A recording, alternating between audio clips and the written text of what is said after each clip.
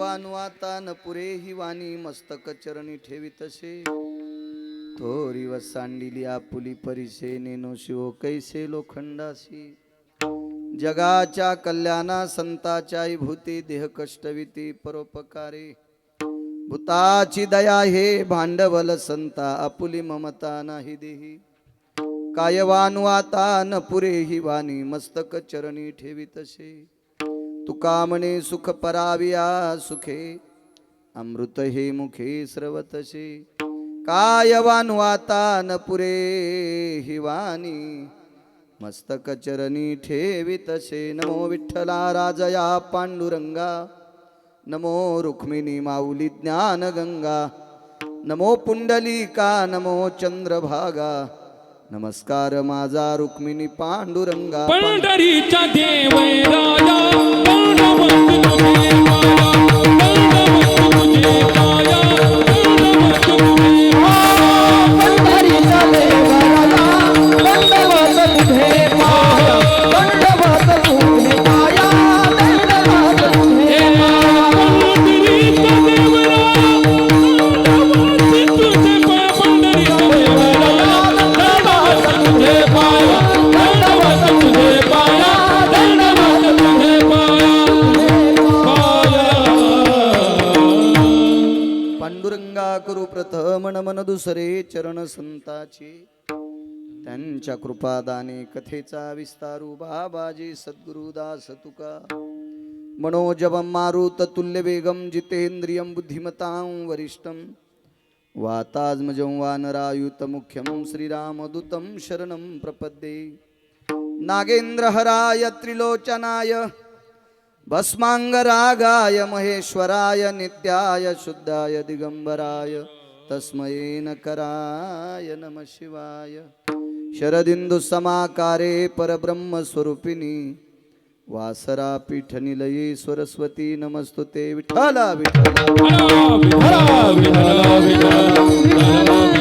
वैवाशित पावनाती भासती पंचानन समाना तया श्रोत्याची आचरणी जाना साष्टांग नमन करीतसु वाद्यभूषित पावनती प्रत्यक्षामरेंद्रा समान तयाची आचरणी जान साष्टांग नमन करीतसु आता गान गंधर्व देवता कोकिळ कंठस्वर आराका जी कीर्तनी वही वाशित लोका तयाची आचरणी नमनगा मज दिसत सो परम विख्यातु जो जान ब्रह्मयाचा सुतू नारद जान नाम तितिक्षु तयाची आचरणी नमनगा जेने धर्म जितविलाची बळी तो संभाजी जान नवाळी कावतरला जयाची आकुळी तया छत्रपतीची आचरण कमळी साष्टांग नमन करीत सो विठ्ठला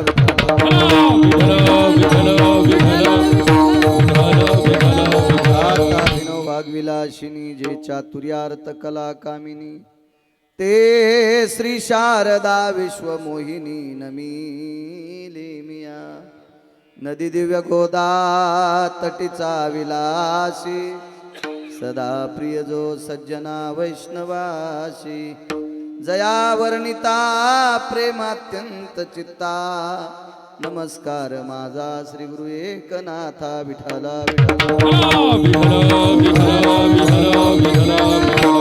कायवानू आता न पुरे ही वाणी मस्तक चरणी ठेवीतसे थोरी व सांडिली आपुली परिशे नेनो शिव कैसे लोखंडासी प्रस्तुत प्राप्त प्रसंग निवडलेला अभंग विश्वमान्य विश्वभूषण विश्वाधिकार विश्वप्रिय चिन्मय स्वरूप असणारी अधिकार संपन्न साधू श्रीमंत श्री जगद्गुरु तुकोबराय यांचा प्राप्त प्रसंगी निवडलेला अभंग विठ्ठला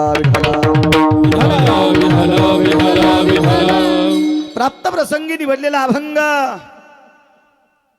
माझ्या देहूतल्या मालकांचा आहे. मालक या अभंगाद्वारे संतांचा महिमा प्रतिपादित असताना वाणी अपुरी पडती असं स्वयं तुकोबराय म्हणतात. या संतांचा महिमा वर्णन करत असताना माझी वाणी अपुरी पडते त्यापेक्षा मी त्यांच्या पायावर डोकं ठेवणं हे उचित मानतो. हा देहूतल्या मालकांचा भाव आहे. विठ्ठला विठ्ठला विठ्ठला विठ्ठला विठ्ठला विठ्ठला विठ्ठला विठ्ठला विठ्ठला. त्या अर्थी संत किती मोठे असतील. आवाज एक ठेवा. ज्या अर्थी तुकोबाराय वर्णन करत असताना त्यांची वाणी अपुरी पडती म्हणतात, त्या अर्थी संतांची महती किती मोठी असेल, अधिकार किती मोठा असेल, काय नाविन्य असेल संतांकडं, काय भक्तीचं सूत्र असेल संतांकडे, ज्या अर्थी तुकोबाराय म्हणतात. अरच तुकोबारायच्या वाणीची श्रीमंती किंवा वाणीचं माप काढण्यासाठी पृथ्वीवर जितके देश आहेत, या एकाही देशात कोणाची माय व्याधी विठाला विठाला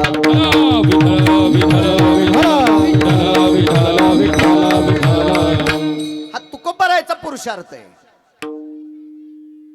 कोण काढू शकतोय तुकोबारायच्या वाणीचं माप? हिम्मत नाही. महाराज हाडामासाचा कुंभार ब्रह्मदेव विधाता, विश्वाचा जरी रचयिता असेल सत्य वसंती सत्य लोक हा, तरी पण विधाता सुद्धा ब्रह्मदेवाच्या वाणीचं माप काढू शकत नाही, जिभेचं माप काढू शकत नाही. एवढी प्रगल्भ वाणी आहे महाराज. आणि काय ब्रह्मदेव काढू शकणार आहेत? तुकोबारायच्या गाथ्यातलं एक अक्षर तराजूत टाकलं आणि 1000 ब्रह्मदेव एकत्रित टाकले तो किता तुला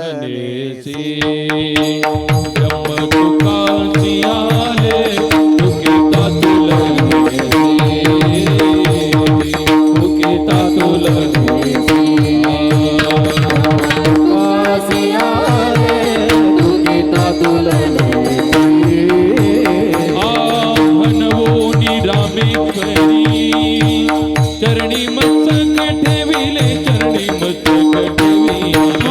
आरती तुकारामा स्वामी सद्गुरुनामा सच्चिदानंद मूर्ती पाय दाखवली आम्हा. आरती तुकारामा किता तुलनेशी ब्रह्म तुकाशी आले. अक्षरात एका अक्षरात आपण वर्ष बोंबललो तरी बिड्या भेटायच्या नाही. अण्णा ही आपल्या आपल्या वाणीतली ताकद. एका अक्षरात 1000 ब्रह्मदेव पाचोळ्या इतके काय ताकद महाराज. वाणी किती श्रीमंत. तुकोबारायच्या वाणीचा दरारा. एखादा दुकानदार आपल्याला उधार काय देऊ शकतो जानकजी विठ्ठलांना, पण टायमाला पैसे वापस जर नाही गेले तर ते पुन्हा विचारित नाही आपल्याला. बसलेलाच आहे दुकानदार इथं, ऐक नाही तो पण देत नाही. ही आपल्या वाणीची श्रीमंती आहे महाराज. तुकोबारायची वाणी किती मोठी असेल भाग सोडून द्या. नुसतं नाव ऐकल्यावर यमाचं धोतर फाटत होतं. ओ तुकाराम तुकाराम तुकाराम तुकाराम तुकाराम तुकाराम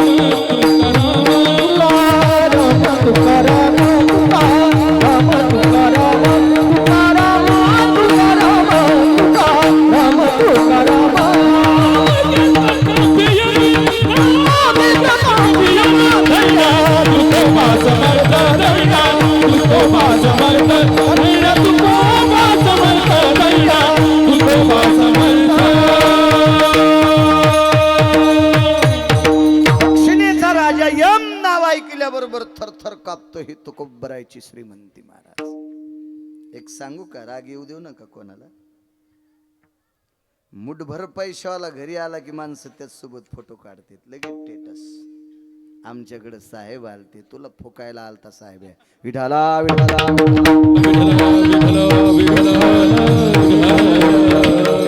मुठभर पैशावाला जर आबा आपल्याकडे आला तर आपण त्याच्या सोबत फोटो काढतो, लगेच मित्राला व्हॉट्सअपला ग्रुपला ते सोडून देतो. एक माहित आहे तुम्हाला, जगातले सगळे साहेब आबा त्यानं बटन दाबल्यावर मरत आहेत. जगातले सगळे महाराज, सगळे साहेब, सगळे व्यापारी, सगळे शेतकरी, यावत सगळे लोक त्यानं बटन दाबल्याबरोबर मळ्यात पेटवावं लागते. आणि हा जगाचा साहेब तुकोबारायची तर मनाने येत होता. पाहुणे घराची पाहुणे घेराची आले रुचिकेची. पाहुणे घराची आले रुचिकेची. काय करू पाचारा सोबत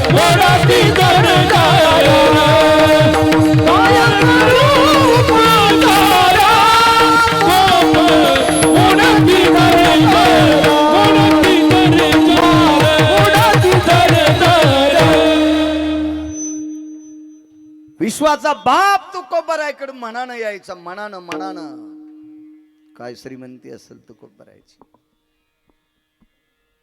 आणि त्या तुकोबरायची वाणी किती श्रीमंत असेल, किती जीभ पवित्र असेल. एक पुन्हा मुद्दा आहे का, आबा राग येऊ देऊ नका. मग रेडीमेड कपड्याचं दुकान आहे. एखाद्याच्या अंगाला शर्ट आलात म्हणून नका मला शिवलाय, माझ्या गोळ्या थोड्या संपल्या कोणाला अंगडे शिवाय.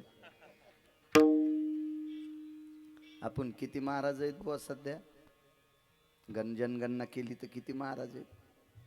आपलेच 5-7 आमदार होतील.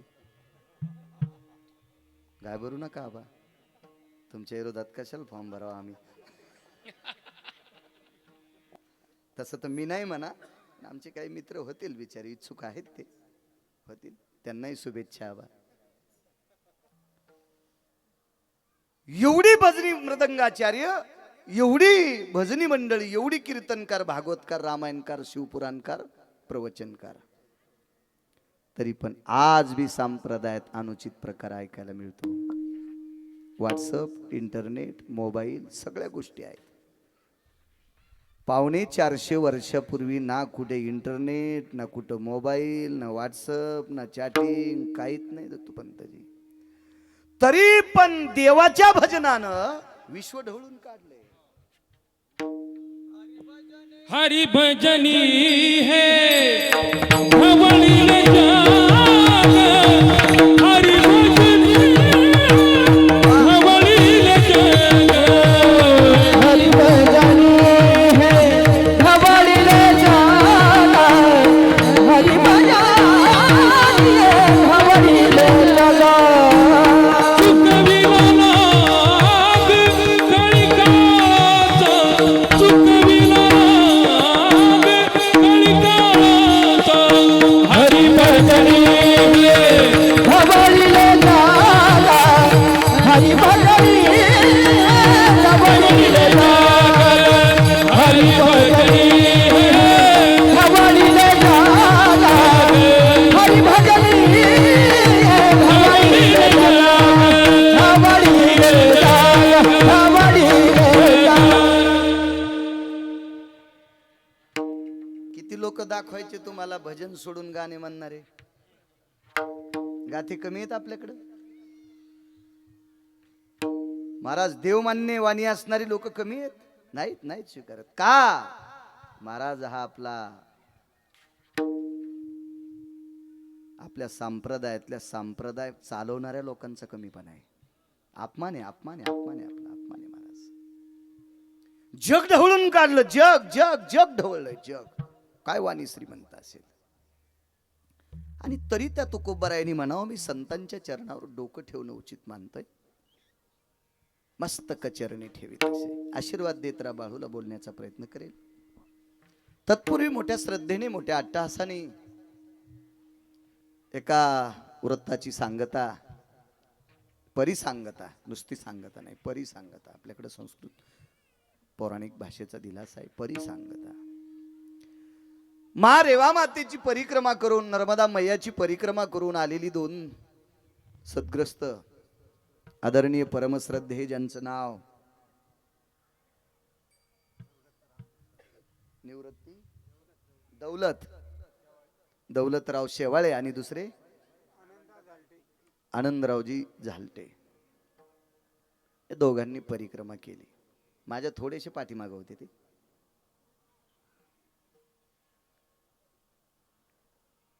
नुकतंच गुरुवर्य सद्गुरु प्रातस्मरणीय पूज्यश्री 1008 धर्मानाम पवित्रो धर्म संन्यासो पवित्र. हा माझ्या छोट्याशा जिभेनं त्यांना काय उपमा देऊ शकतो, पण प्रेममूर्ती श्री गुरु प्रेममूर्ती शिवगुरु बाबा यांनी सुद्धा मागच्या वर्षी परिक्रमा केली. नुकतंच त्यांच्या गुरुपूजनाचा सोहळा या शेवाळे परिवाराने, आधी करून झालटे परिवारानं ठेवला. छान संतांचं पूजन कर जा. आलिंगन संताची या दिव्य झाली माझी काया, मस्तक हे पायावरी त्यांच्या ठेविता. साधूच्या पायावर डोकं ठेवलं की शरीर दिव्य होत असतं. पूज्यश्री महाराजांचं मलाही तुम्ही कीर्तन घेतल्यामुळे दर्शन झालं. शिवगिरी बाबांचं मी नशीबवान. परिक्रमेची परिसांगता मोठ्या श्रद्धेनं भावयुक्त अंतकरणाने शेतीशी नाळ असलेलं कुटुंबातलं रत्न दौलतराव असतील, आदरणीय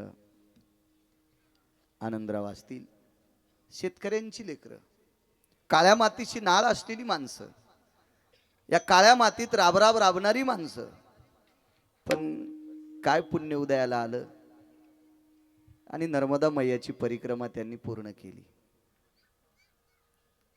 नर्मदा मैयाची परिक्रमा करत असताना आजारी पडलं तर विठ्ठलांना माणसानं आश्रमात थांबायचं, पण 5 मिनिटं करता पण कोणाच्या गाडीची लिफ्ट घ्यायची नाही, खंडित झाली. असे पराक्रम करणारी खूप लोक पाहिले मी. परिक्रमा नाही, पराक्रम.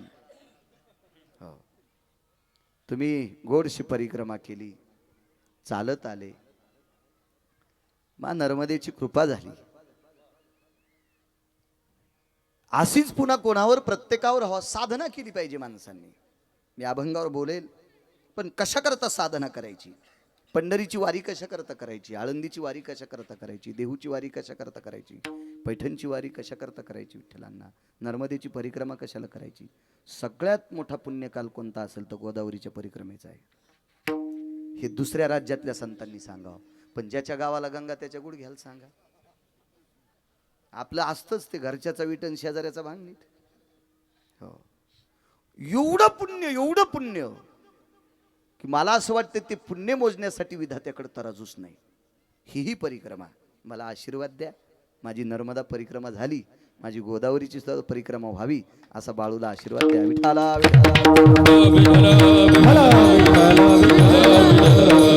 पण मी 4 टप्प्यात करील. जसं नर्मदा मैयाचं नेमावर आहे नाभिस्थान, तसं गोदावरी मातेचं सुद्धा नाभिस्थान आहे शंखतीर्थ नांदेडच्या खाली. त्र्यंबकेश्वरून निघल्याच्या नंतर शंखतीर्थला पूर्ण करायची. त्याच्या पुढच्या वर्षी शंखतीर्थ तर समुद्राचं शेवटचं टोक, गोदावरीचं शेवटचं टोक, त्याच्यानंतर गोदावरीचं तिकडचं टोक तर पुन्हा शंखतीर्थ, आणि चौथ्या वर्षी शंखतीर्थ ते त्र्यंबकेश्वर. अशी 4 टप्प्यात मला घडावी अण्णा असा आशीर्वाद सगळ्यांनी द्या. कारण गोदावरीचा उगम तुमच्या जिल्ह्यातून आहे. विठाला विठाला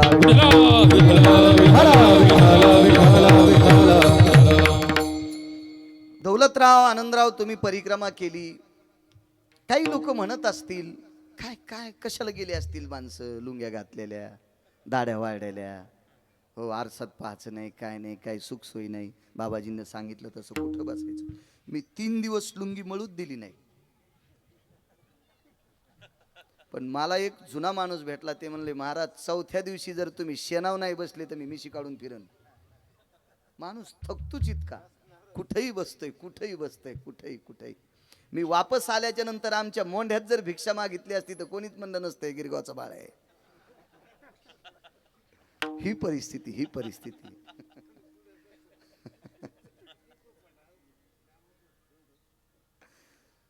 पाठीवरच्या पिशव्या काढायचं सुद्धा कळत नाही कधी कधी. मात्र चालत राहिल्याच्या नंतर थकून जातं माणूस. काही लोक म्हणत असतील ही येडी माणसं आहेत का, यांचं कोण्या जन्माचं पाप उतवालंय, कशाला चालायले. ऐका सज्जनांनो, आबा त्याचं कारण आहे गोरख आबा. प्रत्येकाच्या पाठीमाग एक अशुद्धतेचं वलय असतंय. वाक्य नीट ऐका, अशुद्धतेचं वलय, एक कापट्याचं वलय, एक घाणेरडं वलय, एक दूषित शक्तीचं वलय. आणि हे वलय जगातल्या कुठल्याही बंदुकीनं तुटत नाही, ना बॉम्बनं तुटत नाही, न रायफलनं नाही, नाही तर पुन्हा काय असे नाना प्रकारचे काय शस्त्र असतील, तलवार असेल, चाकू असेल, बर्चा असेल, अण्णा त्यानं कापल्याच जात नाही. ते इतकं दूषित वलय आहे. आणि या वलय जोपर्यंत तुटत नाही तोपर्यंत तुमचे बाकीची बंधनं आहेत का, जे सत्कर्माची प्राप्तीची साधनं आहेत का, ही मूर्ख बंधनं तुम्हाला जवळच येऊ देत नाहीत. अशुद्धतेची वलय असतात भोवताल, त्याची चक्र असतात सारखे, हे भेदत नाहीत. मग हे पैशानं तुटत नाहीत, कशानच नाहीत. याचं बंधन याला जर तोडायचं असेल तर जीवनात साधना लागते.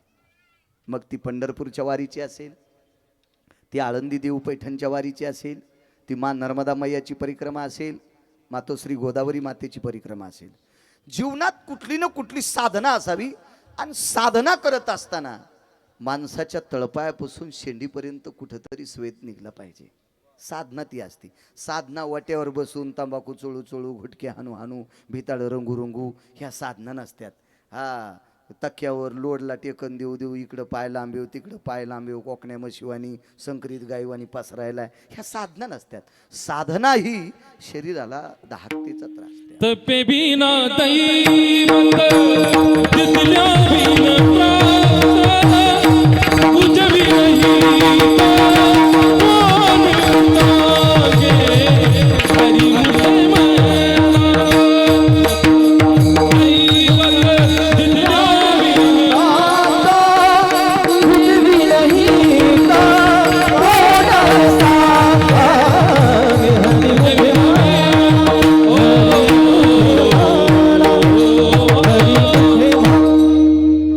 बघा, तपे विन दैवत. वारी करावं लागेल, यात्रा करावं लागेल.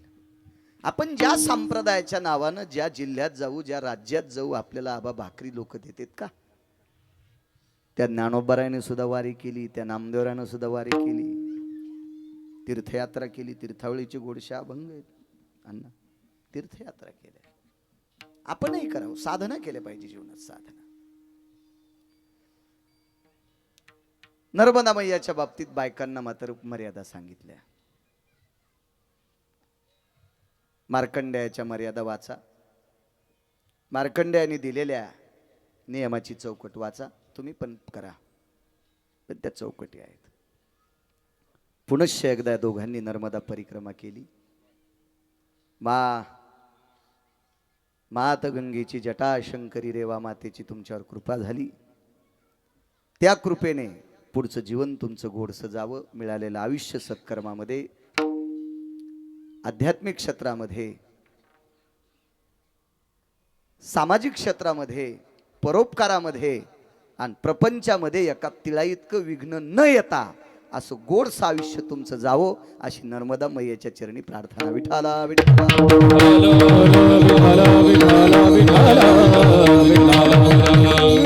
मस्तक चरणी ठेवी तसे तुकोबाराय साधूच्या चरणावर मस्तक ठेवतात. बा, नर्मदा मैयाचा पुरुषार्थ एक सांगतो तुम्हाला. दोन्ही वेळी तुकोबारायच्या कडव्याला सुद्धा तडा जाणार नाही. आणि आपण नर्मदा परिक्रमा केलता त्याच्यातलाही प्रसंग त्याच्यात आणतो, ऐका. एका 13.5-14 वर्षाच्या मुलीचं लग्न झालं. गोडशी मुलगी आहे, सुंदर आहे. 13-14 वर्ष वय आहे तिचं. आता कायद्याच्या चौकटीत इतक्या कमी वयाच्या मुलीचं लग्न होत नाही आणि करू पण नाही. आदर करा आपल्या संस्कृतीचा, आपल्या कायद्याचा, आपल्या नियमावलीचा आदर करा. देव तुमचं चांगलं करेल. पण तो पूर्वीचा काळ होता. माझ्या लहानपणी असं ऐकायचं, पाळण्यालाच कुंकू लाईत होते. महाराज मला नाव आठवण, महाराज. पाळण्याला कुंकू. याच्या पलीकडचा एक शब्द सांगू का विठ्ठलांना? नाते जर संलग्न असे गोडशे असतील तर ठरवल्या जायचं, जर तुम्हाला मुलगी झाली तर ती आम्ही सून म्हणून करू, आईच्या पोटाला कुंकू लावायचे. हे शिकलेले लोक म्हणतील याच्या गोळ्या संपल्या. माया संपल्या नाही, तुम्ही जुन्याचं ऐका ना, सुमळे होत. विठाला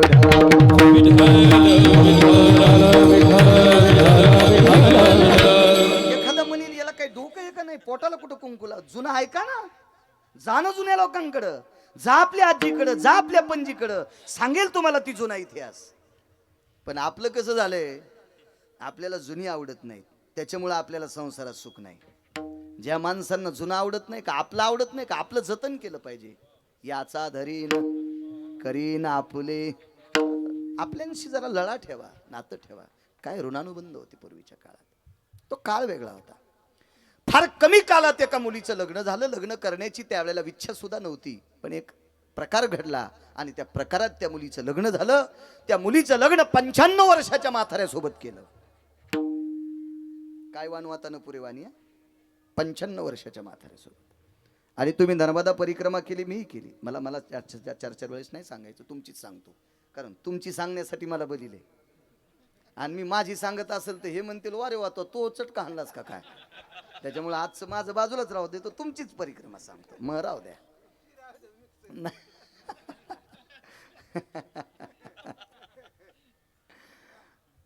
95 वर्षाच्या म्हाताऱ्यासोबत लग्न झालं. मुलीचं वय 14, नवरदेवाचं वय 95 वर्ष. दुसरी गोष्ट सांगतो, विठ्ठलांना नवरदेवाला दिसत पण नव्हतं.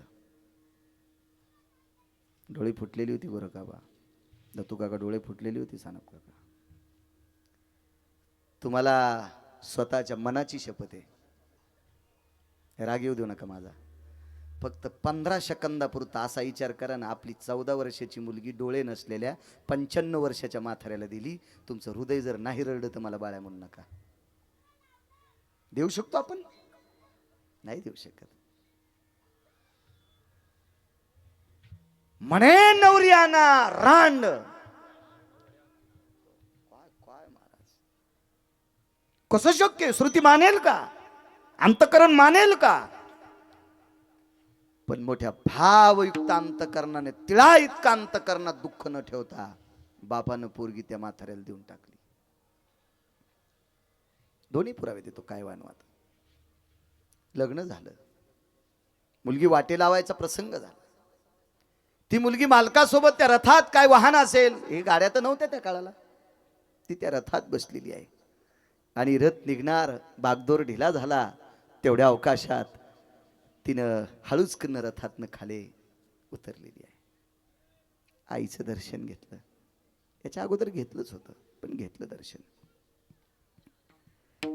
आईनं अलगद उचलली आणि हृदयाशी लावली. आईनं तिला कुरवाळलं, जा माय जा, बाई तू जा जा. आई ग, मी जाणार आहे, एक बोलू का तुला? तुझे जावाई आहेत ना, त्यांचे केस काळे नाहीत. आई तुझे जावाई आहेत ना ग, त्यांचे केस पांढरे पण नाहीत. आई म्हणली मग कसे आहेत? पिंगट आहेत. काळ्याच्या नंतर पांढरी होत असतात आणि पांढऱ्याच्या जटा योगेश पिंगट होत असतात. पिंगट आबा पिंगट होत असतात. पिंगट. आईनं सांगितलं माझ्या जावयाच्या जटा पिंगट आहेत, असं कसं शक्य आहे? हो आई. आणि आई तुझे जावाई नुसते आंधळे नाहीत, नुसते अंध नाहीत, त्यांचे डोळे फुटलेले आहेत, त्यांची बुबळ फुटलेले आहेत. ठीक आहे, येऊ काय? ये माय. काय वाटलं असेल होत्या माईला? 2 पावलं मुलीनं पलीकडे ओरड्याच्या नंतर आईनं आवाज दिला, बाई थांब माय. कडकडाटून मिठीटा मारली आणि पोरीच्या मानावर मान टाकली, कानात वाक्य सांगितलं, बाई या पतीचा संसार कर. आई लेकरावर जितकं प्रेम करते तितकं प्रेम तू आपल्या नवऱ्यावर कर. ज्या दिवशी तुझ्या मनात पाप येईल त्या दिवशी संध्याकाळी माय मिली असा निरोप येईल. याला म्हणायचं भारतातली आई, याला म्हणायचं महाराष्ट्रातली माता. इतकं गोड शिकलं पाहिजे आपल्या मुलीला, इतकं गोड शिकव.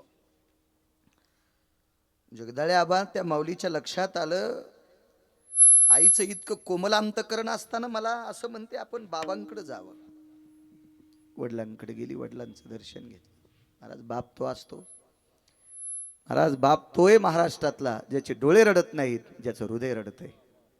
ज्याचे डोळे रडत नाहीत त्याचं हृदय रडतंय, त्याला बाप म्हणतात. बाप या पवित्र भारतीय संस्कृतीतला, महाराष्ट्राच्या मातीतला तो एक बाप आहे, त्याचं अंतःकरण रडतंय. आपल्या बाबांचं दर्शन घेतलं.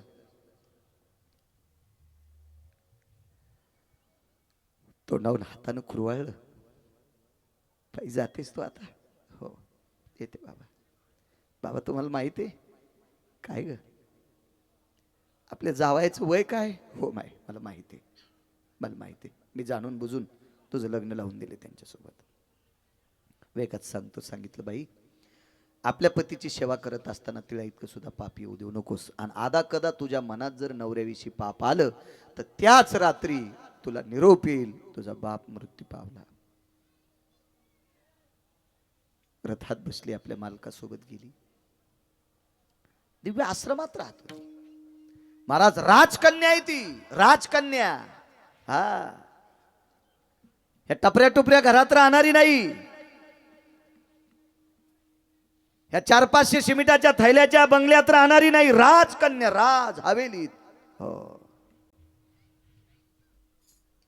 जिच्या नगरीमध्ये गाईला बरमाटी सागाच्या माड्या होत्या, बरमाटी सागाच्या, ज्या लाकडात तोंड दिसावं आरशासारख्या, अशा लाकडाच्या माड्या गाईला होत्या. गाईला एवढ्या वैभवात राहणारी पोरगी पर्णकुटीत राहू लागली.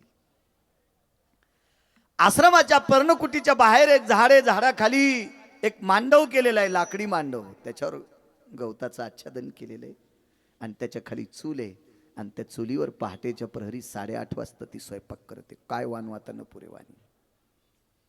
आणि स्वयंपाक करत असताना एक महात्मा आलेले आहेत. महात्मा अलीकडच्या तटाला, ज्याला आपण उत्तर तट म्हणतो, उत्तर तट, उत्तर तटाला खरं नाव आहे पितृतट. हो, कारण पितृतट कशा करता, काही काही माणसं नाही म्हणते बापा बापा माय बापच आठवले, ओ इतकी बेजारी झाली, इतकी बेजारी. शुलपाणीचं जंगल चढत असताना नुसते माय बाप आठवत नाहीत, वरचे पित्र पण आठवतात. विठाला विठाला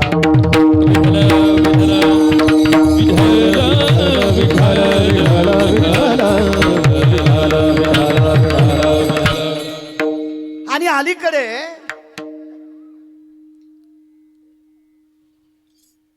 शुलपाणी जंगल संपल्याच्या नंतर गोरा कॉलनी म्हणणे काय, बद्रिका आश्रम नावाचा सुंदरसा आश्रम आहे मयेच्या तीरावर. भगवान शुलपाणेश्वराचं अधिष्ठान आहे तिथं. आणि तिथं मुक्काम झाल्याच्या नंतर आपण पहाटे चालत राहतो. उजव्या हाताला एका महात्म्याचं मंदिर आहे. तो महात्मा म्हणजे देवांचा डॉक्टर आहे. त्यांचं नाव आहे अश्विनी कुमार. देवांचे डॉक्टर आहेत ते, देवांचे. माणसांचे डॉक्टर ठराविक, त्याच्यापैकी दोघांचं नाव सांगतो, सुशेन आणि एक धन्वंतरी. देवांचे डॉक्टर मात्र अश्विनी कुमार.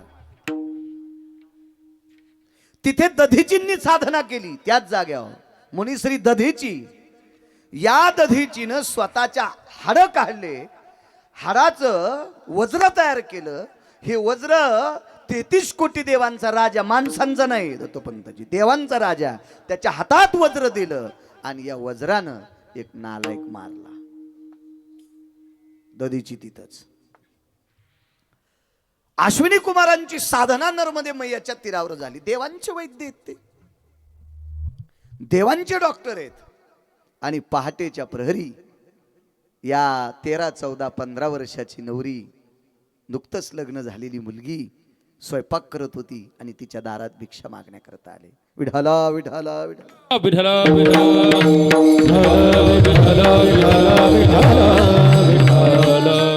स्वयंपाक करत असताना आलं काली भिक्षां देहि मा.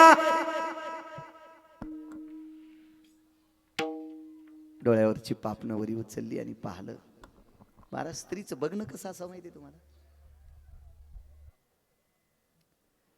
स्त्रीने परपुरुषाकडे बघत असताना मानच उचलायची नाही. ओळखायचं असेल तर फक्त पापण्या उचलायच्या. हे भारतीय संस्कृतीतल्या स्त्रीचं वागणं आहे, भारतीय स्त्रीचं. आता तुम्ही कशा वागता, कसे पदर घेता, तुम्हाला ज्ञानोबा आहे, तुकोबा आहे, किती मानतील, किती पाठी उघड्या ठेवता, आता हे ज्याचं त्यानं ठरवायचं. पदर नका घेत जाऊ, कारण तुमच्या इथं खेळा ठोकलेला नाही ना, त्याच्यामुळे पदर अडकायचे नाही. मी तितकाही आग्रह करणार नाही, पण मी नेहमी सांगत असतो, महाराष्ट्राच्या मातीतल्या स्त्रीने आपली पाठ मात्र परपुरुषाला दिसू दिली नाही पाहिजे. इतकं जीवन जपा. देव तुमचं कल्याण करील, तुमचं कल्याण करील, कल्याण करील देव. माझ्या बहिणींनो, माझ्या आईंनो, कल्याण करील तुमचं. कारण आपण फार पवित्र राज्यातले आहोत. या पवित्र देशाची श्रीमंती तुम्ही आहात. राज्य, राणी व संपत्ती, एवढं मोठं टोक तुमचं आहे. त्याच्याकरता चुका करता कामा नये. नुसत्या डोळ्याच्या भुवयावरी लोटल्या पाहलं साधू आहे. आबा, खरं तर जीवनात हे शरीर दुर्लभ सांगितलं, शरीर नरदेह दुर्लभ सांगितला. पण हे आदा कदा शरीर जर पापपुण्य समान समी, मग पावी जे कर्मभूमी. पाप आणि पुण्य अण्णा समान असेल तर मानवी देह भेटतो, पण मानवी देह जर भेटला आणि साधू जर नाही भेटला तर आपल्यात आणि ऊसातल्या डुकरात काही फरक नाही. जनावरात आणि आपल्यात काही फरक नाही. साधू भेटला पाहिजे आणि साधू अवघड आहे भेटणं. बहु अवघड बहुअवघड आहे संत भेटी परी जग जेठी करुणा केली परी जग जेठी करुणा केली बहु आहे संत भेटी हरी जग जेठी करुणा केली हरी जग जेठी करुणा बहुअवघड आहे संत भेटी परी जग जेठी करुणा केली परी जग जेठी करुणा केली करुणा केली माझ्या माईंनो, मी महाराष्ट्रातल्या मावल्यांचं फार कौतुक करत होतो. मी स्वाभिमानानं सांगायचो माझ्या महाराष्ट्रातल्या मावल्या डोकं भरून पदर घेतात. दोघं साक्षीला आहेत. हरदा जिल्ह्यामध्ये बायका अशा पदर घेतात त्यांचं कपाळच दिसत नाही. हवा मी डोळ्यानं पाहिल्या. 500 कोटीची मालकीन, मसाल्याची कंपनी घरी, 500 कोटीची मालकीन. त्याला खोळ्या घेऊन माझा ड्रायव्हर आलता, अजय बी एकदा आलता. तर 500 कोटीची कंपनी ज्याच्याकडे, त्या घरच्या बाईनं आम्हाला वाढताना असा पदर घेतला होता, आम्हाला हात धुस तर तिचा पदर पडायला पाहिला नाही. त्या दिवशी लक्षात आलं, बाळू, महाराष्ट्राच्या बाहेर सुद्धा फार महाराणा प्रतापाची संस्कृती जपणाऱ्या बायका आहेत. विठाला विठाला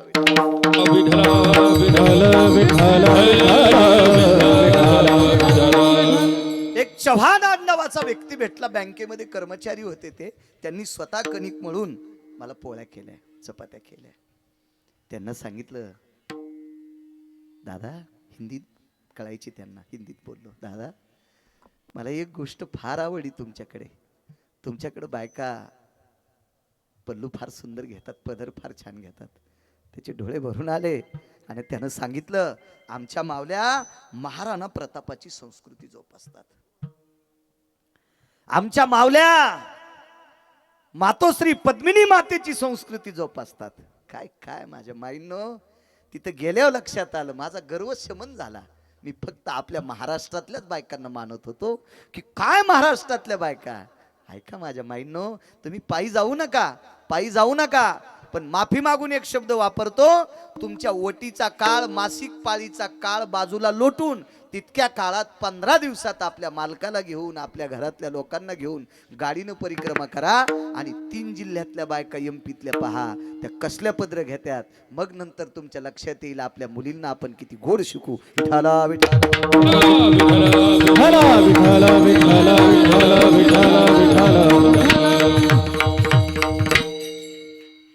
लक्षात आलं बा. गोड गोड गोड गोड गोड गोड सात्विक. डोळ्याच्या पापण्यावर हे केल्या, पाहिलं तर साधू आहे.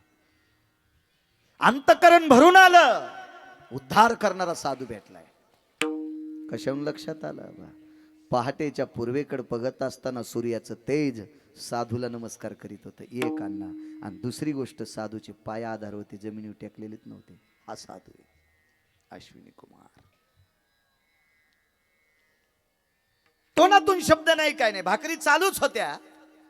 वरी भवाया करून साधू पाहला, तपासला आणि त्याच भवाया खाली दाबल्या म्हणजे साधूला नमस्कार केला. तुम्हाला एक सांगू का, आती लोटांगण घालणं म्हणजे लय लय परमार्थिकाचा आव आणायला हे सोंग बी नाही.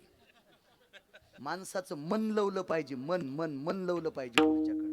हा, सोंग करणं आपल्या संप्रदायात येथे नाही खोटा चालत पर्याय. सोंग नाही चालत. अहो, नाटक चालत नाहीत तर आपल्या पवित्र संप्रदायात नाटक चालतात का कुठं? मन लावलं की काम संपलं. मन लवाव, मन मन. पापण्यानं प्रणाम केला. काय आदर्श असेल महाराज. प्रणाम केला. भिक्षाम देही दुसरा शब्द पडल्याबरोबर जेवढ्या टोपल्यात भाकरी होत्या त्या भाकरी हातात घेतल्या. टोपला हातात हे डाव्या, त्याच्यात भाकरी आहेत. तुळशीचा वटा जवळच होता, त्या वट्यावर तुळशीचं वृंदावन होतं.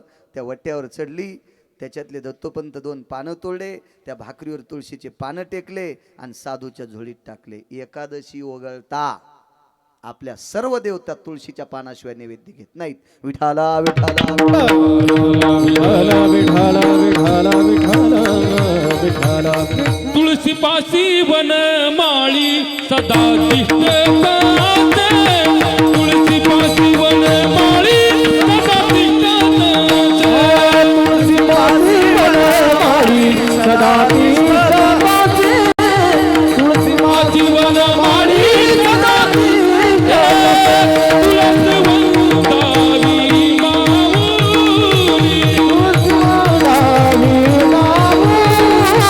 अरे हे संताची सावली. तुळशी पाशी वन माळी सदा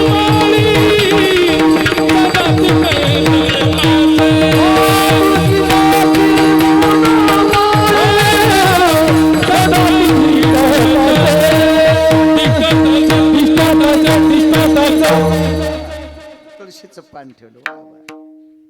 भिक्षा देऊन टाकली. कोण साधू? उत्तर तटाला तपश्चर्या केलेलं ठिकाण नर्मदेच्या तीरावर, उत्तर तटाला अलीकडे घोर साधिष्ठान. प्रणाम केला. गळ्यातलं मंगळसूत्र पाहिलं, पायातले जोडवे पाहिले, कपाळावरचं कुंकू पाहिलं. आवाज दिला, माय कपाळाचे मालक कोण आहेत? या पर्णकुटीत साधना करतात.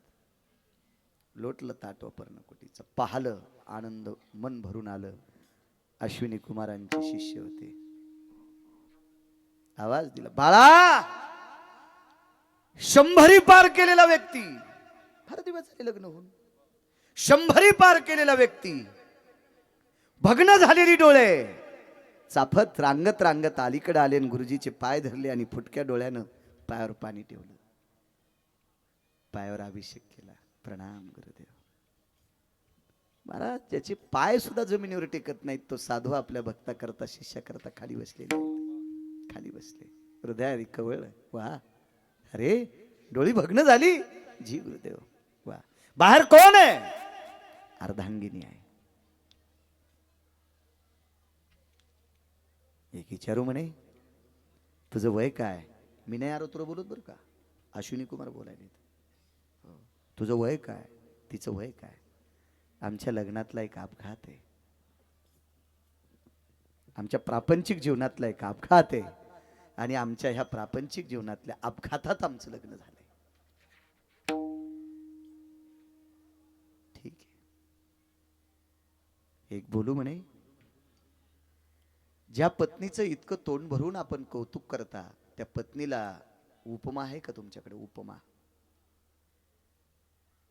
एखाद्या मित्रानं जर आपल्याला कधी अडचणीत मदत केली तर माणूस सहज उपमा काय देतो? अरे काय करायचा भाऊ, भावापेक्षा पाठी राखाय. म्हणजे मित्राला उपमा दिली भावाची, मित्राला उपमा दिली भावाची. महाराज अश्विनी कुमारांनी विचारलं, पत्नीसाठी एखादी उपमा आहे का? प्रापंचिक जीवनात पाणी ग्रहण केल्यामुळं पत्नी पत्नीच आहे, पण सेवेच्या बाबतीत एकच उपमा आहे, माय सुद्धा कमी पडू शकते. माय सुद्धा कमी पडू शकते. इतकं माझ्यावरती जीव लावते. स्नान घालण्यापासून गंध लावण्यापर्यंत, हातात जपाची माळ देण्यापासून इथपर्यंत माझी सेवा करते. वा वा वा. जाऊ दे, तुझा प्रपंच सुखाचा ऐकल्याच्या नंतर, पाहिल्याच्या नंतर आनंद वाटतोय. मी काय देऊ तुला? पहा गुरुजींनी शिष्याला शब्द केला, मी काय देऊ? काय देऊ? काय वानू न पुरे, आता न पुरे वाणी. का संतांच्या पायावर डोकं ठेवायचे? त्यांचे हे चरित्र पाहण्यापेक्षा आपली तितकी वाणीच नाही. जिथं तुकोबराय म्हणतात तिथं आपण काय पिठलं हटायचं? साधू भेटला की आपणही दर्शन घेतलं पाहिजे, पण साधू तपासता आला पाहिजे. आपण काय झालं माहितीये का, महाराजाच्या जत्रात फिरायलो. आपलं काय झालंय, भरपूर महाराज आहेत आपल्या भोवताल, जत्राचे महाराजाची, पण नाटके महाराज येत, सारे नाटके. त्याच्यामुळे आपला उद्धारच नाही ना.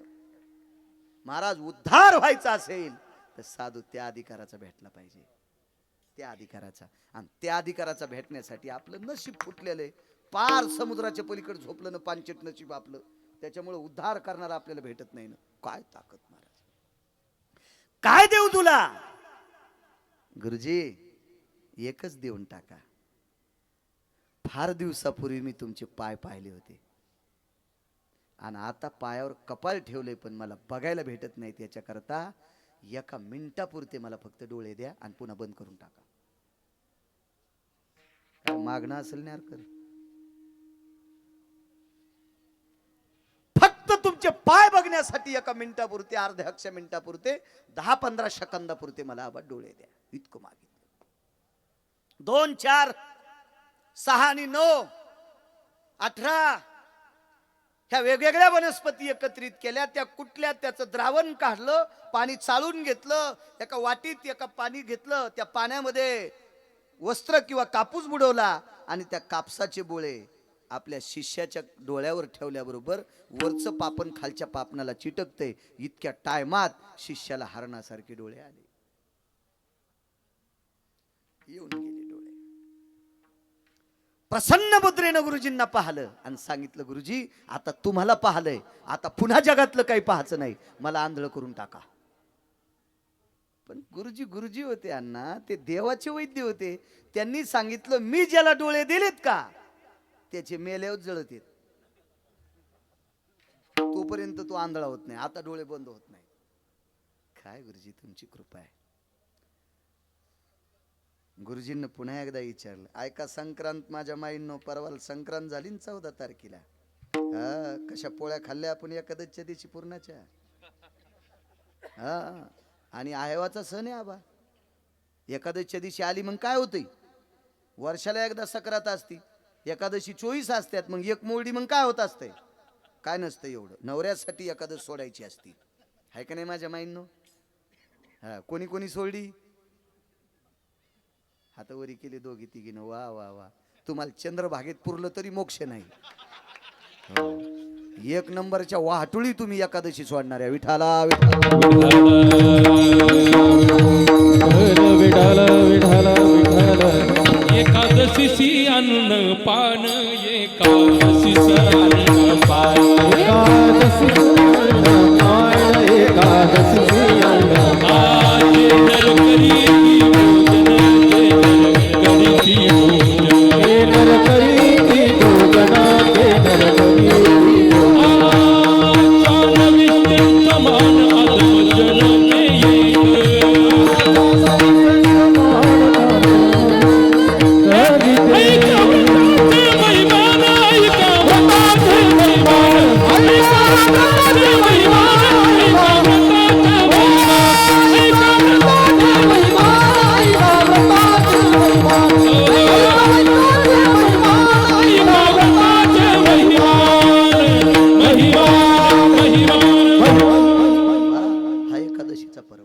माझ्या माईंनो, एखादी आजारी स्त्री असेल, गरोदर स्त्री असेल, एकादशी धरू नकोस.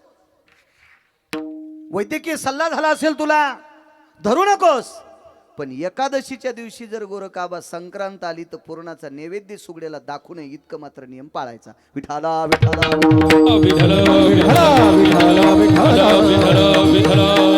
आठवा माझ्या माईंनो, मी काय बाई नाहीये, पण 2-3 वर्षापूर्वी एका संक्रांतीची भोगी एकादशीच्या दिवशी आलती. आठवा. शिक्षण माझं कमी आहे, पण आठवा. तुम्ही कुंकू लावता मालकाच्या नावानं, आठवा. भोगीचा पर्व काळ एकादशीच्या दिवशी आलता. बऱ्याच कीर्तन भागवत ऐकणाऱ्या बायकांनी सुद्धा एकादशीच्या दिवशी बैंगन खाल्ले. किती महाराज मेल्यावर सुधरतात माझ्या माईंनो. विठाला विठाला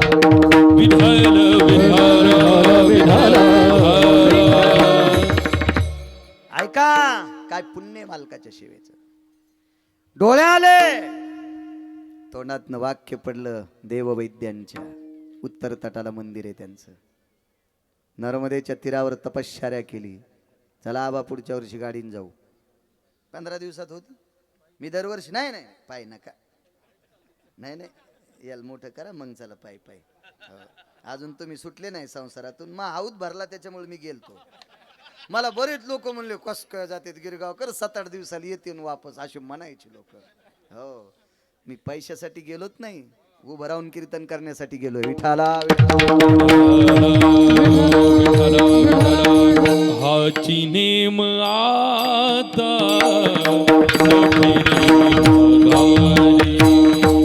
हाची नेम आता हाची प्रेम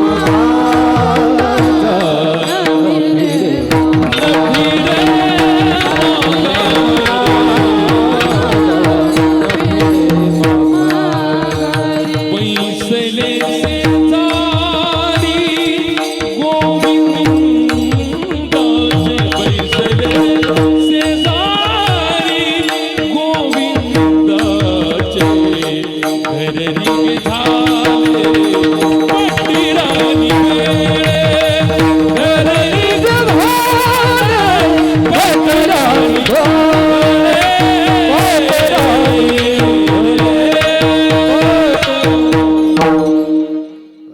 गुरुवरे शिवगिरी बाबांनी सांगितलं काही काही अनुभव आपल्या अंतकरणात ठेवायचे. मगाशी बोलून गेले शिवगिरी बाबा. आणि खरंच काही काही नर्मदा मैयेचे साक्षात्कार आहेत ना, ते अंतकरणात ठेवायचे.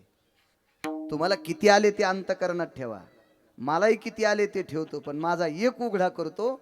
मला 27 मिनिटाच्या नंतर अण्णा उभं राहता येत नव्हतं, म्हणून मी इळीळ शेतात चालायचो, पण चलत राहायचो. ह्या बांधावून त्या बांधावून त्या बांधावून या बांधाव, पण एका जागेवर उभं थांबता येत नव्हतं. आता मी 4-4 तास एकाच जागेवर थांबू शकतो. हे मैया नर्मदा मैयाचा प्रताप आहे. विठाला विठाला.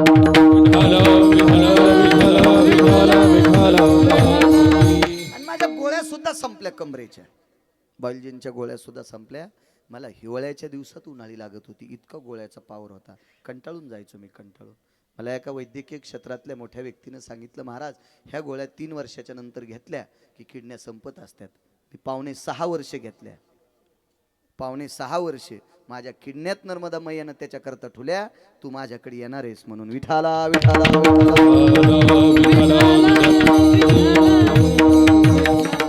मगाशी शिवगिरी बाबांनी सांगितलं एका स्नानाचं पुण्य काय, तिथल्या आचमनाचं पुण्य काय, आपण सर्वांनी ऐकलं. तर तुम्हा दोघांना सांगतो, तुम्ही दोघांना परिक्रमा केली, हे तुमच्या पूर्वजांचं पुण्य तुमच्याकडे होतं म्हणून तुम्हाला करता आले. पूर्वजांचं पुण्य. चांगलं करण्यासाठी वरच्यांचा आशीर्वाद लागतो, कधी बी लक्षात ठेवा. हो, ज्या वेळेला आपण चुकीची कामं करतो का, हा कटा त्याचे करीती पितरन वंशी दुराचारी पुत्र झाला. आपण चुकीचे काम करायला लागलो की समजायचं वरचे आपल्यावर कोपले, चल कर चोऱ्या चोट्ट्या. विठाला विठाला.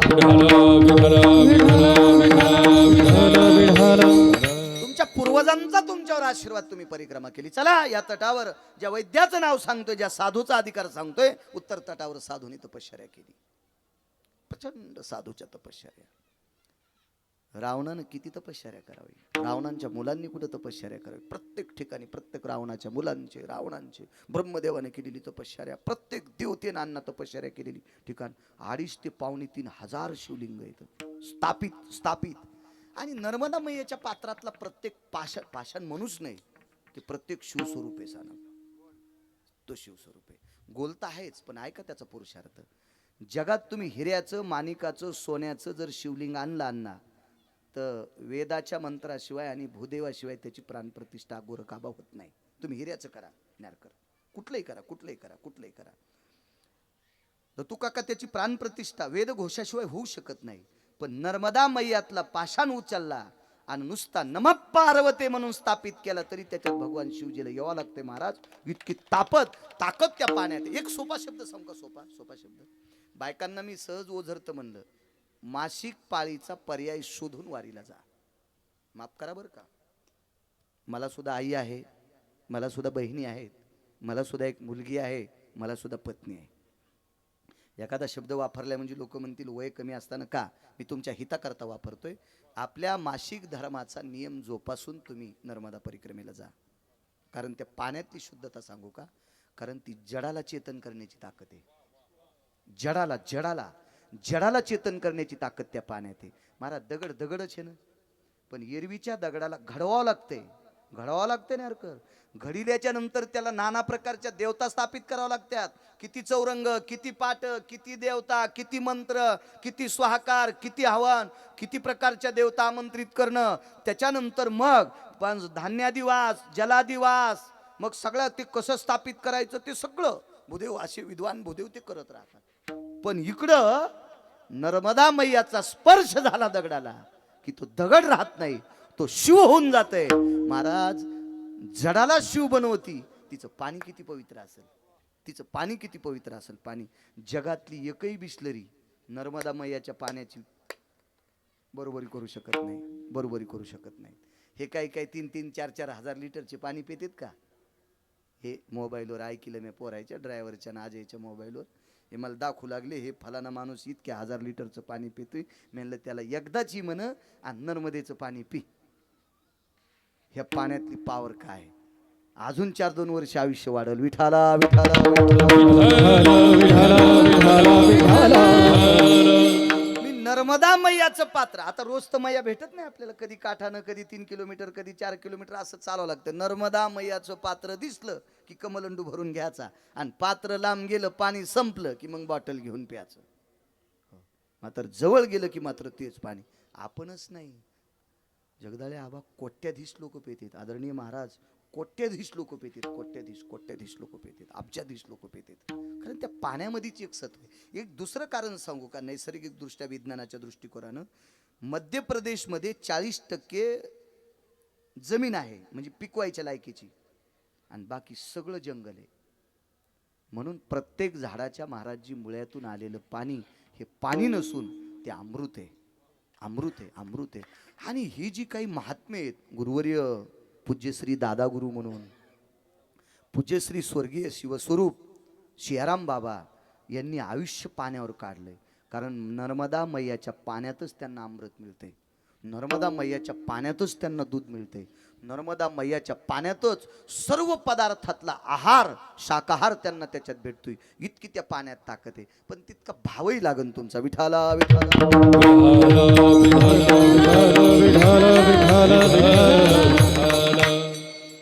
डोळे परत आले, इथपर्यंत आलतो ना, डोळे परत आले. आता मी डोळे बंद करणार नाही, चालूच राहतील. पुन्हा एकदा विचारलं, पत्नी किती सोय करते? गुरुदेव, आई लेकरावर जितकं प्रेम करते त्याच्या कितीतरी पटीनं माझी पत्नी माझ्यावर प्रेम, म्हणजे आईच्याही प्रेमाच्या पलीकडचं प्रेम. वा वा वा वा वा वा. सांग माझ्या माईंनो, ज्या बाईनं नवऱ्यावर माईपेक्षा जास्त प्रेम केलं त्याचा पुरुषार्थ आहे का, त्याचा प्रताप आहे का, आणि त्याचा परिणाम आहे का? म्हणून मी सतत कीर्तनात सांगतो, आमचे पाय लुचण्यापेक्षा नवऱ्याच्या पायावर डोकं ठेवीचा. जी बाई महाराजाचे पाय धुवून पाणी पिती, नवऱ्याच्या पाया पडत नाही का, तिला चंद्रभागेत पुरलं तरी मोक्ष नाही. हो, उलट उलट उलट ती दिसल्या गो हत्या समम पापा. हो, जी नवऱ्याचं दर्शन घेते का महाराज, ती बाई जर दिसली ना बा, तर काशीतल्या मालकाचं दर्शन झालं, अनुभूती होती. पंढरपुरातल्या मालकाचं दर्शन झालं, अनुभूती होती.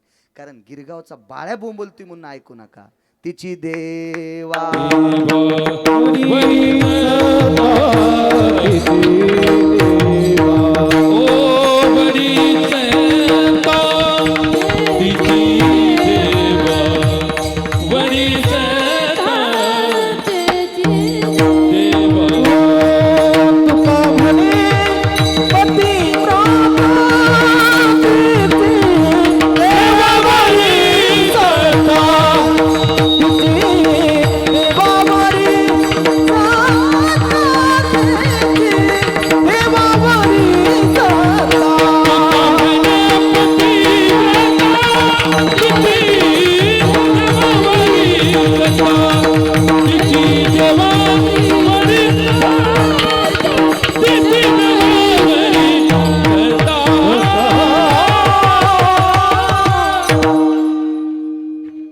माझं वाक्य आहे का माझ्या माईंनो, जी नवऱ्याचं दर्शन घेते तिची माणसावर सत्ता असेल, नवल नाही, दोन्ही देवावर तिची सत्ता आहे. काशीतले मालक आणि पंढरपुरातले मालक तिचं ऐकतात.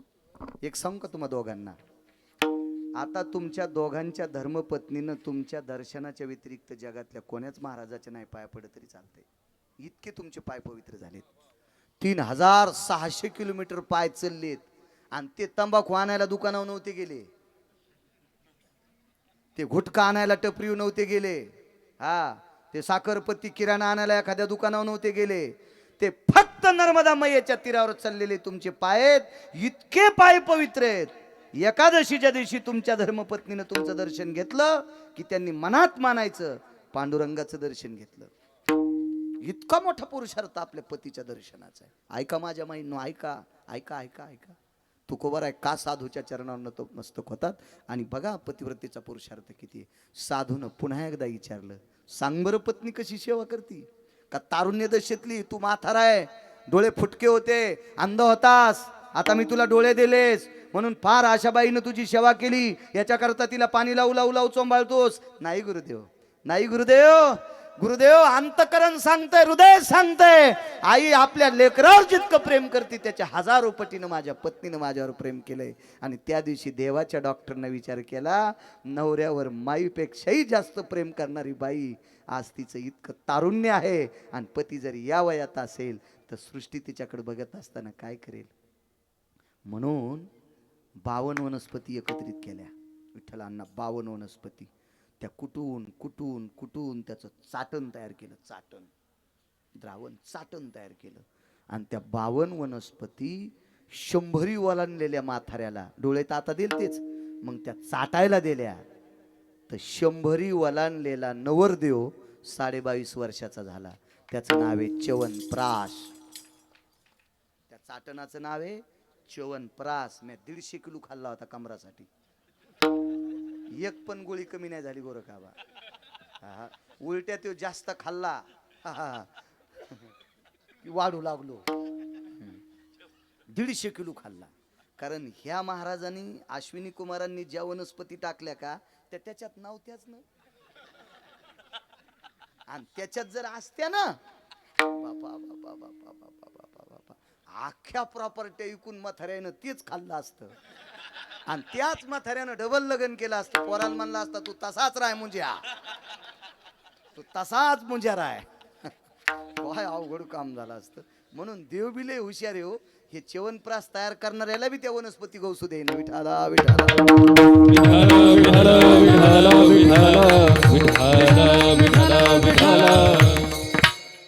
च्यवनप्राश. लक्षात घ्या माझ्या माईंनो, एका बाईला प्रपंचातलं आपलं तारुण्य आणि पतीचं वार्धक्य याची जरा मिळती जुळती मेळ बसत नव्हता. म्हणून आपल्या मालकाच्या सेवेनं एका साधूनं संसार गोड केला. दोन्हीचा संसार सरळ केला. एक माहितीये का तुम्हाला, गाडीचे चाक लहान मोठे असले तर गाडी व्यवस्थित चालते का? चालू जाणार कर नाही चालू शकत. मग संसारात पती आणि पत्नी अण्णा हे संसार रूपी रथाचे चाक आहेत. आबा चाक येते. हे एक जर खालीवरी झालं ना, सारा संसारीच का तू बंदा संसारीच का तू पार लगे खालून वरीपर्यंत पेटतो. आणि त्याच्या जाळानं शेजारी बी जळत येत. हे चाक सरळ महाराज सरळ केला, संसार गोड केला. पण दृष्टांत संपला. महाराज श्रुती नावाची पत्रकार यांच्याकडे आली. मुनिश्री चवनांना प्रश्न केला, या राजकन्याला प्रश्न केला. हिचं नाव सांगत नाही, घरी गेल्यावर लक्षात घ्या. पहा पहा पुराण बघा काय नाव असेल तिचं. काही काही गोळ्या खट्या घेतल्या नाही पाहिजे, रिॲक्शन येत असते. राजाची मुलगी आहे. तिला विचारलं, बाई आतापर्यंत तुझ्याकडे देवता. मी आतापर्यंत लग्न झाल्याच्या नंतर सर्व चंडिका मला भेटल्यात.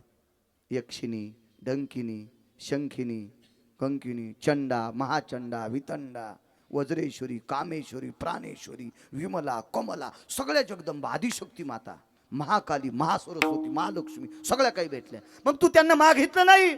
मी त्यांना मागितलं माझ्या मालकाचे डोळे द्या. तर त्यांनी सांगितलं तूच मालकाचे डोळे फोडे होतेस. श्रीमद भागवतात कथा ऐका, लक्षात येईल तुमच्या. वनात खेळत असताना काड्या घेतल्या. हा साधू तपश्चर्या करत असताना वारुळ वाहडं, वारुळाच्या शिद्रात काड्या घातल्या, साधूचे डोळे फुटले. म्हणून बापानं तिच्यासोबत लग्न लावून दिले त्या साधूसोबत. तुझं पाप आहे, तुझं कर्म आहे. आणि हे फेड्याशिवाय आम्हाला बायोडाटा तुझा पुसता येत नाही. हा बायोडाटानुसार तुला या वयस्कर माणसासोबत लग्न करावं लागेल, प्रपंच करावं लागेल. चला, श्रुती नावाची पत्रकार च्यवनांकडे गेली. महाराज आपल्याला एखादी देवता भेटली नाही, ब्रह्म विष्णू महेश हे तिन्ही भेटले. यक्ष, किन्नर, गंधर्व, चारण, विद्याधर, लोकपाल, दिग्पाल, चारुवास सगळे भेटले. पण सगळ्यांनी सांगितलं, च्यवना तुमचं प्रारब्ध एका जन्मातलं खोटं होतं, याच्याकरता तुमच्या प्रपंचात ही गुंतागुंती राहणारच आहे. मग श्रुतीनं सांगितलं, जगदंबा तिकडे तुमच्या पत्नीचं ऐकू शकत नाही, तिन्ही देव तुमचं ऐकू शकत नाही, मग तुमचं तारुण्य परत आलं, तुमचे डोळे परत आले, तुमचा संसार सुखाचा झाला, ही ताकद कशाची आहे? तर चवनांनी सांगितलं हे देव करू शकत नाहीत, बाय डाटा चुलीत घालून जाळून टाकून पुढच्याचं भलं करतात, ती फक्त संत असतात. म्हणून मालक पहिल्या कडव्यात काय वाणू आता न पुरे ही वाणी वाणू आता न पुरे ही वाणी हो हो काय वाणू आता न पुरे ही वाणी काय वाणू आता न पुरे ही वाणी काय वाणू आता न पुरही वाणी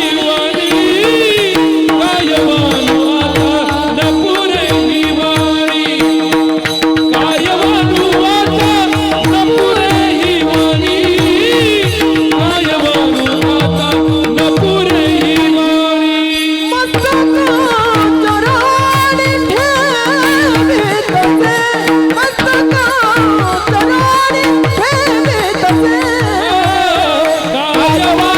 आता न पुरही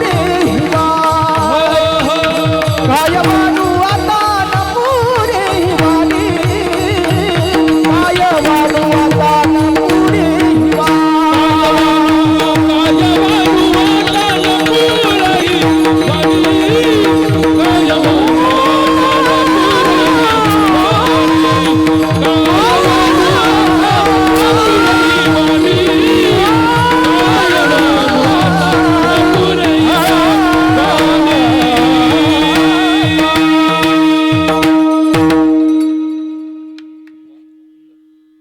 माणसं जेवायचे 9:30 वाजलेत आता, थंडीचे दिवस आहेत.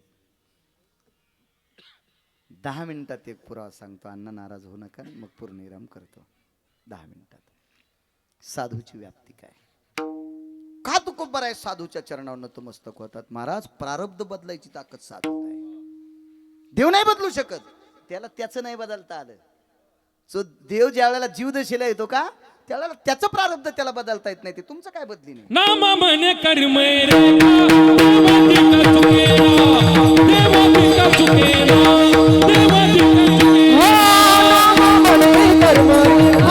देवाधिका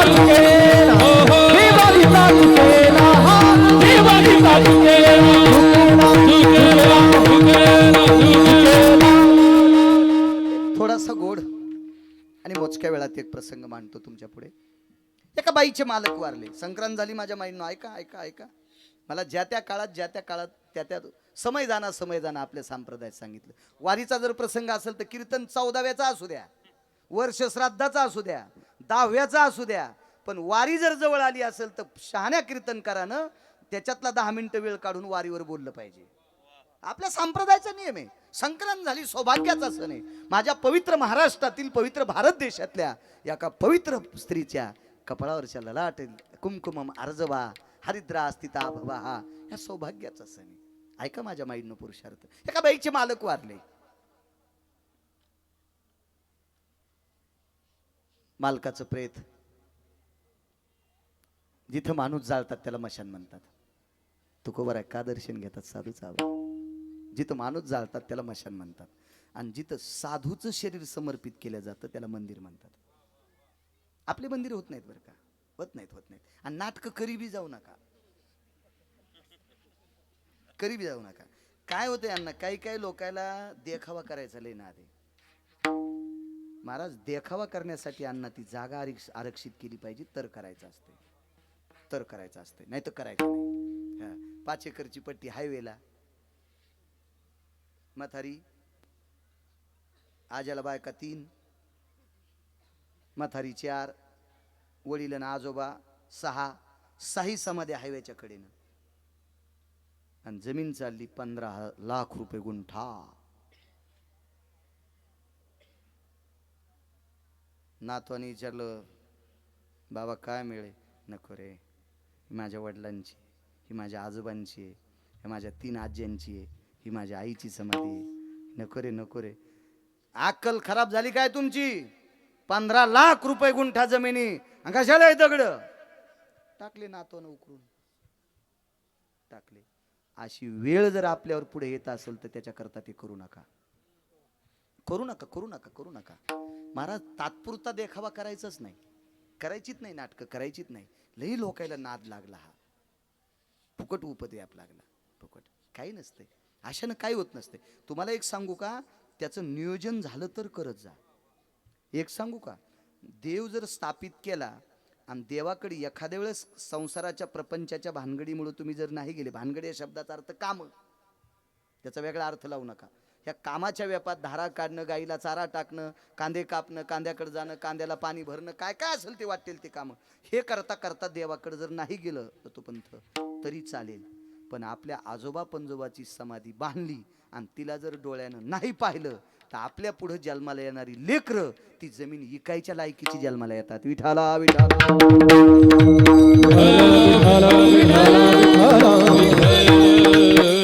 कारण सर्वात मोठा क्रूर जर शाप कोणाचा असेल तर पितृलोकांचा आहे. म्हणून ते म्हणत बी नाहीत ना आम्हाला असं करा, ते म्हणत नाहीत.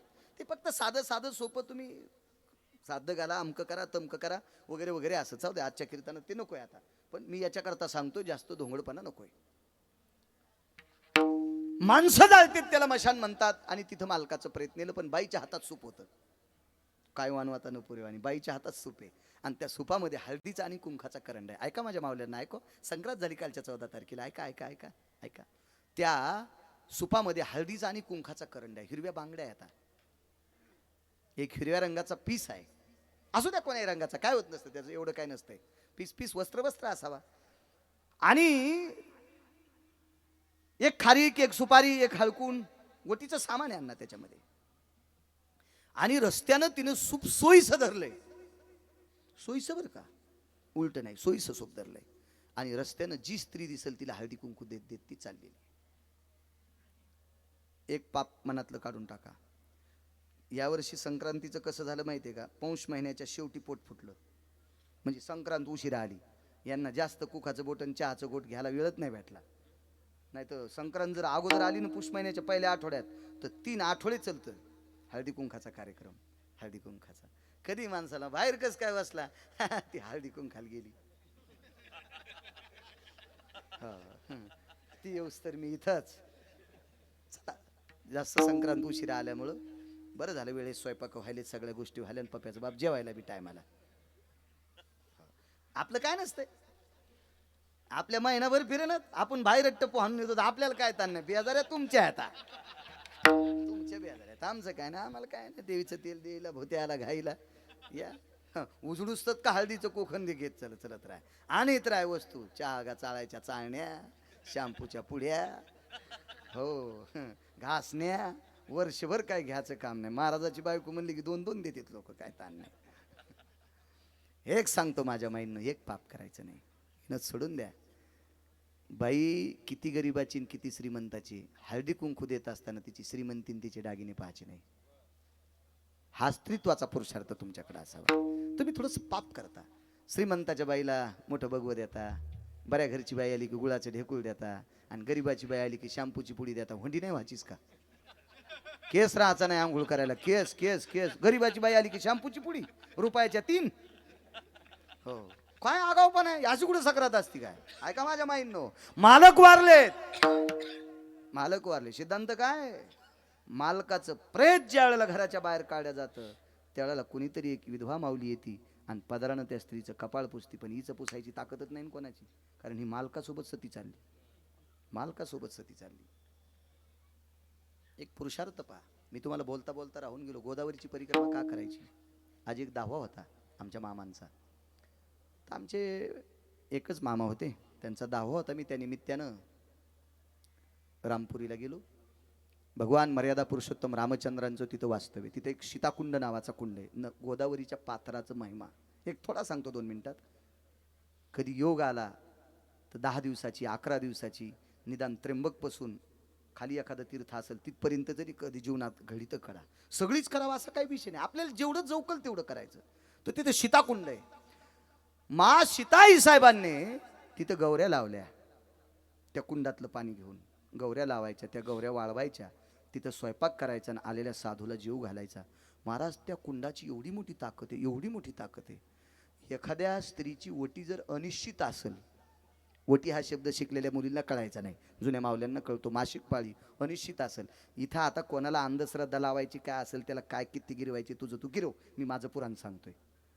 पण त्या ठिकाणी त्या पाण्यानं स्नान केल्याच्या नंतर ती मासिक पाळी सुद्धा भावस्थितीत येते. काय त्या तीर्थात ताकद आहे. त्याच्या अलीकडे एक उकळेश्वराचं स्थान आहे, भगवान शंकराचं स्थान उकळेश्वर. तिथं मुठभर तांदूळ टाकले की 6व्या मिनिटाच्या आत तांदळाचा भात शिजून वर येतो. हे गोदावरीच्या पात्रावरची तीर्थ आहेत. ही गोदावरीच्या पात्रात भगवान शिवशंकरांचे अधिष्ठान आहेत. गोदावरीच्या पात्रात फार मोठं प्रचंड खूपसं बघायला भेटलं. बघा त्याच्याकरता आपली तीर्थ. एक लक्षात ठेवा, मी सुद्धा माफी मागतोय, मी सुद्धा आतापर्यंत गोदावरीच म्हणत होतो. पण मध्य प्रदेशात गेल्याच्या नंतर तिथल्या लोकांनी सांगावं, आपके महाराष्ट्र में गोदावरी जी है, जी शब्द वापरते ती जी. आपण सुद्धा गोदावरीजी, गंगाजी म्हणा, गंगाजी म्हणा. आणि एक लक्षात ठेवा बरं, नर्मदेला आणि कावेरीला गंगा म्हणत नसतात. त्यांना फार काय झालं तर जटाशंकरी, रेवा किंवा मा नर्मदा. गंगा ही संज्ञा दोन नद्यांना आबा नाहीच. कावेरीला आणि नर्मदेला गंगा संज्ञात नाही. काय काय प्रणाली महाराज. विठाला विठाला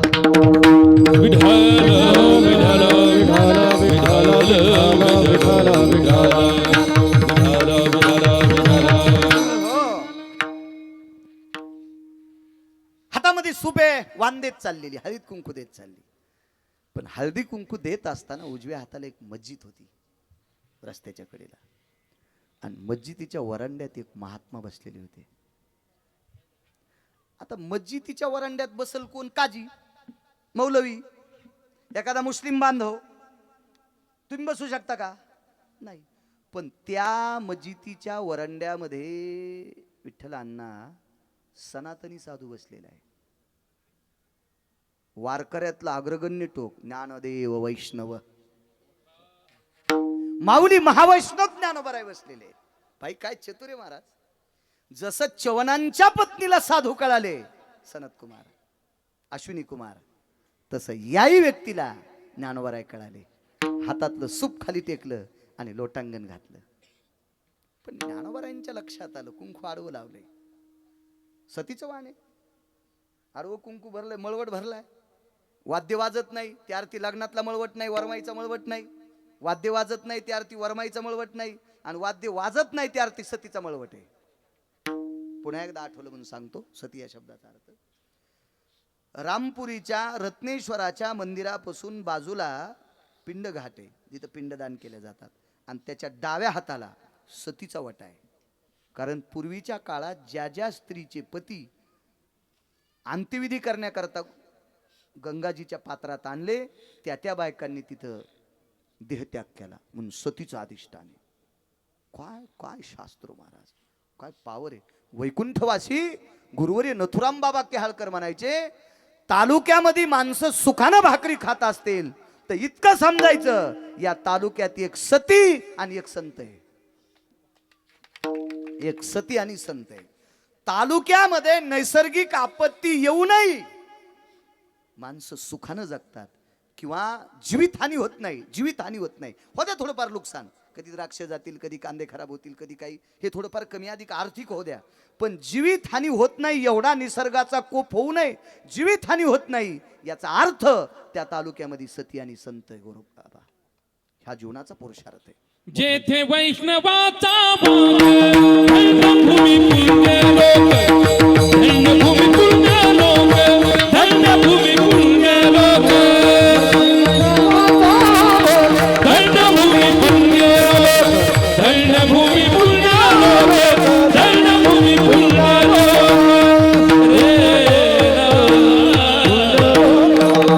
साधूचा वास असला की लोकही पुण्यवान. दर्शन घेतलं, लोटांगण घातलं, लक्षात आलं सती आहे. माय सती जाता जी गुरुवर्य कुठे आहेत मालक? अंत्यस्थळीला नेलेलं आहे. ते एक तीर्थ होतं प्रवरा. प्रवरेच्या वाळवंटात गौऱ्यावर पार्थिव टाकलं. गौऱ्यावर नाव आहे बाबाजी थावरे. पार्थिव टाकलं, चेहरा उघडाय. लोक जमा झाली सगळी अशी. त्या चितेच्या बाजूला चौकोनी चिता एका सतीची रचली. मी एका कीर्तनात बोलून गेलतो तुमच्याकडे सानपजी. चला एका साधूचा पुरावा द्यायचा म्हणून सांगतोय. माणसाची चिता आयताकृती असतील, सतीची चिता चौकोनी असती. माणसाच्या खालीवरील लाकडं असतात महाराज, सतीच्या फक्त खाली असतात, वरी नाही. हा जाऊन बसले आईसाहेब मांडी घालून त्याच्यावर. मालकाकडे पाहत माऊली महावैष्णव ज्ञानोबाराय गेले आणि एक शपक पुरावा सांगतो. शपक माफ करा, माफ करा, शपक सांगतोय. नंतर कोणी काड्या केल्या नाही पाहिजे, आहे की नाही बा? त्याच्यामुळे आपलं वकालत लगेच करायची. जवळ गेले बाबाजी थावरेंचं प्रेत पडलेलं. त्या बाईचे मालक सती कपाळाला मळवड भरलेला आहे. आणि शपक पुरावा सांगतोय. सच्चिदानंदा बागोविंदा कानी जलासी हो जागा, ऐकून वाणी साधू उठला, पतिव्रतेचा मनोरथ पुरला. पुनश्य साधू जिवंत. जाऊ द्या, बाईचं सौभाग्य परत आलं आबा, याबद्दल दुमत नाही. त्या बाईला आनंद असेल, तिचा आनंद लिहिण्यासाठी कागद नसेल, महाराजजी कागद नसेल तिचा आनंद लिहिण्यासाठी, असू द्या. तिचं सौभाग्य तिला परत भेटलंय. पण आपल्याला काय दिले? या बाईचा मेलेला नवरा ज्ञानोबारायांनी उठून आपल्याला एक देवी दिली. त्या देवीचं नाव आहे ज्ञानदेवी. त्या देवीचं नाव आहे ज्ञानदेवी. माऊली महावैष्णव ज्ञानोबारायांच्या मुखारविंदातून पडलेली ती अक्षरे नवती देखा, ब्रह्म साम्राज्य दीपिका. आणि ही देवी त्या व्यक्तीच्या प्राप्त झाली. तुकोबाराय म्हणतात ही साधूच्या दर्शनातली ताकद आहे. मस्तक चरणी ठेवी तसे विठोबार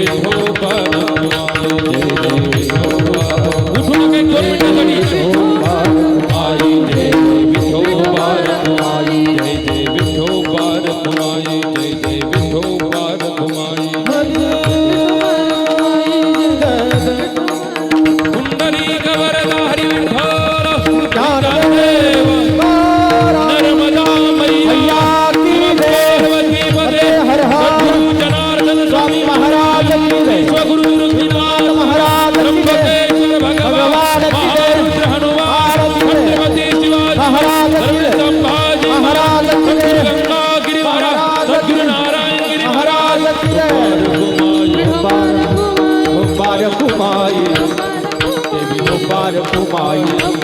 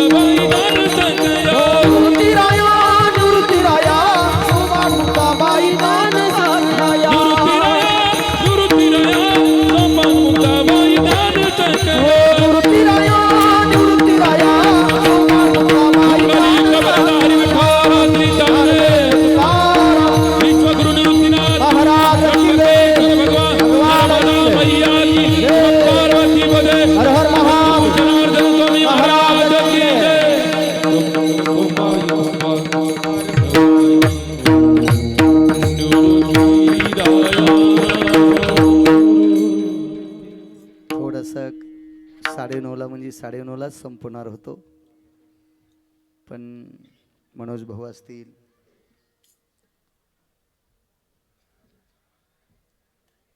आदरणीय मनोज भाऊचे बंधू आमचे रत्नाकर भाऊ, अक्षयजी झालटे, या तिन्ही सद्ग्रस्तांनी आपले वडील आपले बाबा नर्मदा मैयाची परिक्रमा करून आले म्हणून त्याची परिसांगता 4 पात्र अन्नदान उठावं, इष्ट मित्र सजन सखी सोयरी धायरी आपल्याकडे यावं आणि गोडशी परिक्रमा करून आल्याच्या नंतर आपल्या दारामध्ये 4 पात्र उठावे असा भाव या तिन्ही तरुणांच्या अंतकरणात आला आणि आपल्या वडिलांचं स्वागत मोठ्या जल्लोषात मोठ्या आनंदात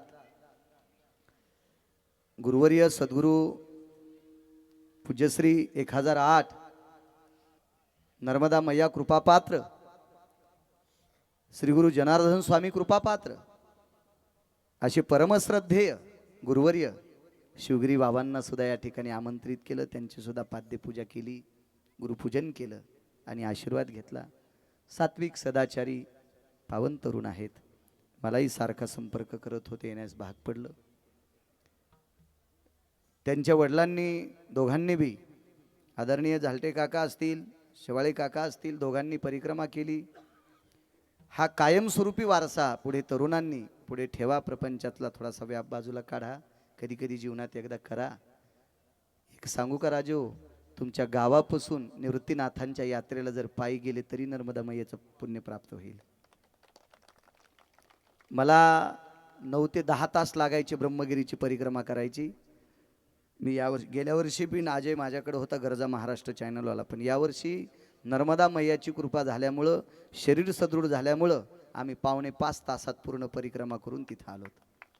जात जा जात जा महाराज, आध्यात्मिक दृष्ट्या तर त्याच्यामध्ये सत्व आहेच, पण विज्ञानाच्या दृष्टीनं सुद्धा शारीरिक दृष्ट्या सुद्धा अण्णा तीर्थयात्रा पायी करण्यात फार मोठा लाभ आहे. उपस्थित सर्व श्रोत्यांना प्रणाम करतो, सर्व कॅमेऱ्यावाल्यांनाच प्रणाम करतो, साऊंडवाले तुम्ही आवाज दिला छान, तुम्हाला सुद्धा प्रणाम.